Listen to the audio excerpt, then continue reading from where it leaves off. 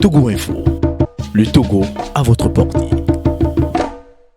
Moi je le dis tout le temps et je continue de le dire. Vous prenez l'opposition togolaise, vous la prenez, on la situe dans le cercle, dans le rayon de Lomé seulement. On n'arrive même pas à sentir l'opposition dans certains quartiers de Lomé. Pire, lors des élections, dans certains bureaux de vote, j'ai été témoin à plusieurs reprises de ce que je suis en train de dire. J'ai été témoin oculaire. Dans certains quartiers de Lomé seulement, on n'arrive pas à trouver un seul représentant de l'opposition dans les bureaux de vote. Ça pose problème. Et ça fausse tout. Maintenant, on va parler du territoire.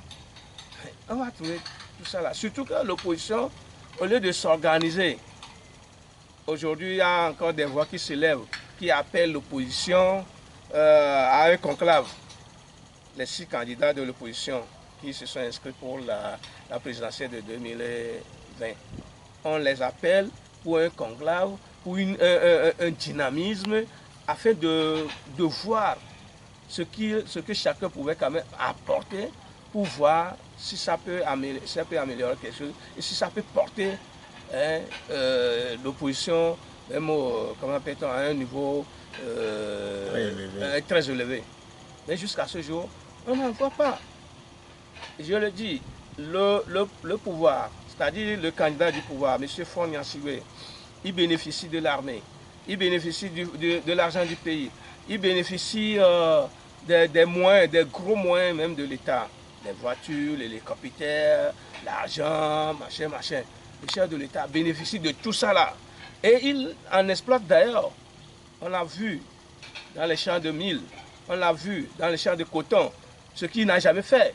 On l'a vu par ici, par là, on l'a vu même dans les tréfonds du pays, ce qu'il n'a jamais fait pendant 15 ans.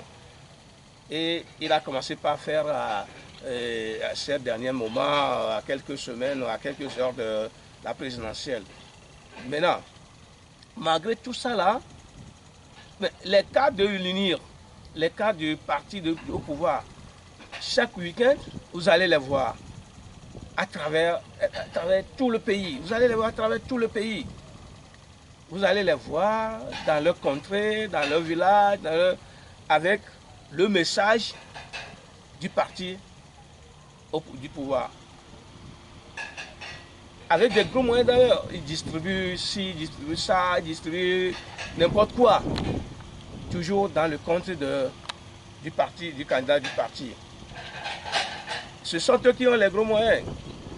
Et les mêmes personnes là, c'est-à-dire le candidat, les mêmes personnes, le parti au pouvoir, vous allez voir, ce sont eux qui animent les réseaux sociaux. Je ne sais pas si vous avez déjà fait la remarque. Le parti au pouvoir anime tous les réseaux sociaux. L'opposition est où dans ça? Je dis qu'avec la charte des partis, la charte des partis politiques, dans cette charte-là, on a dit on devait avoir des éléments qui vont composer le parti-là sur toute l'étendue du terrain. Cela veut dire que dans toutes les préfectures, il y a du moins un cadre qui vient d'un village. Mais je me dis que chaque week-end ou à tout moment, les cadres aussi des partis de l'opposition pouvaient quand même aller dans leur village, sensibiliser, du moins parler.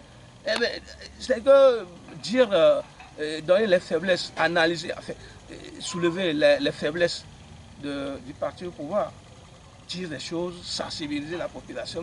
On ne les voit jamais. À l'approche des élections législatives ou locales, ils sont partout, ils viennent demander les suffrages, on leur donne, ils gagnent, ils deviennent maire, ils deviennent préfet, députés à l'Assemblée nationale, puis ils disparaissent. À la fin du mois, ils prennent leur indemnité, ils ne retournent plus à la base pour dire du moins merci à ceux qui ont voté pour eux. C'est la triste réalité du terrain. Ce qui fait que aujourd'hui, le parti au pouvoir a assuré tous les villages. Tous les villages, je dis, toutes les fermes, mais toutes les campagnes. Vous allez dans certains villages les plus reculés que vous n'allez même pas imaginer. Vous allez voir, on distribue des t-shirts, des gagés, des unis, on distribue des choses partout. L'opposition est là, avec ça, quel résultat ça va donner? On va s'attendre à quoi? Donc bon, voilà, c'est l'opposition, ce qu'elle a toujours fait. Quand on dénonce, et elle n'est pas contente, alors que c'est une réalité en fait, c'est une réalité, tant mieux. Surtout cette fois-ci, c'est comme la présidentielle, c'est comme c'est déjà, je ne sais pas, on est en train d'analyser,